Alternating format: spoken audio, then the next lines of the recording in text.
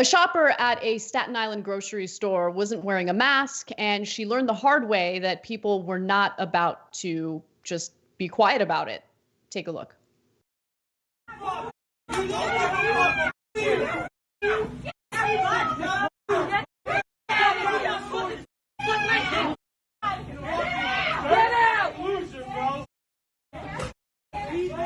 Get out! Yeah, grown ass woman that acts like a dirty ass kid. Dirty ass hoe! What do you think? Tree. So this is something that you'll see throughout the country. Staten Island isn't the only example. In fact, recently there was a customer who refused to wear a mask at a Costco, and that video also got some attention online. Let's just take a quick look at that. Hi everyone, I work for Costco and I'm asking this member to put on a mask because that is our company policy. So either wear the mask and I'm not doing it because I woke up in a free country. Have a great day. So you're going to take this cart from me? Sir, have a great full day. Of stuff. You are no longer welcome here in our warehouse. You need to leave. Thank you very much. You put it on, I'll give you my card. He's going to take the card away because he's a little bitch. There he is, walking away with all my stuff. There he goes. Because I'm not a sheep. No, you're just an idiot. A terrible, terrible person who obviously doesn't care about anyone else but himself. But that's America, right? So look, some people had a negative reaction to that Staten Island video, and I get it because there were so many people yelling at one person for refusing to wear a mask. But at the same time, I mean, think about how workers at these grocery stores feel. This is their job. It's not like they can't show up, like decide not to show up to work. I mean, they need to provide for themselves and their families.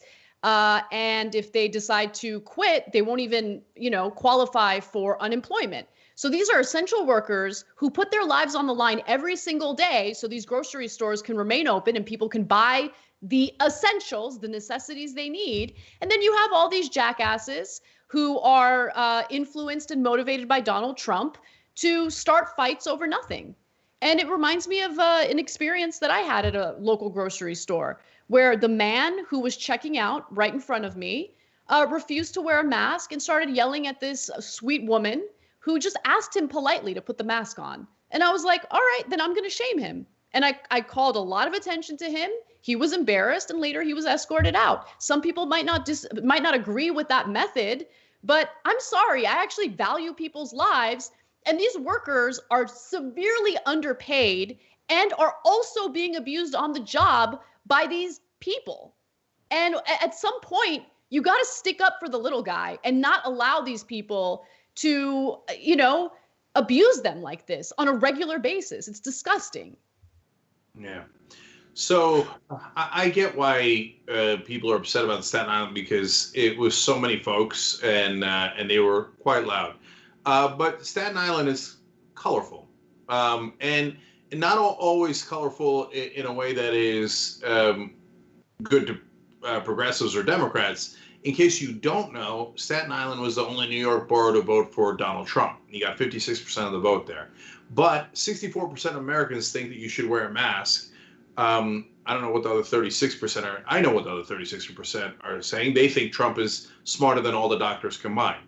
But anyway, but that includes a lot of Republicans. And Staten Island is still in New York, and New York City has suffered more deaths than the overwhelming majority of the countries in the world, So they've seen potentially their neighbors, their family members get killed by this virus. So when someone walks in cavalierly, in a sense, they view it, I think rightfully so, as endangering their lives. And so now I don't want an over-the-top reaction.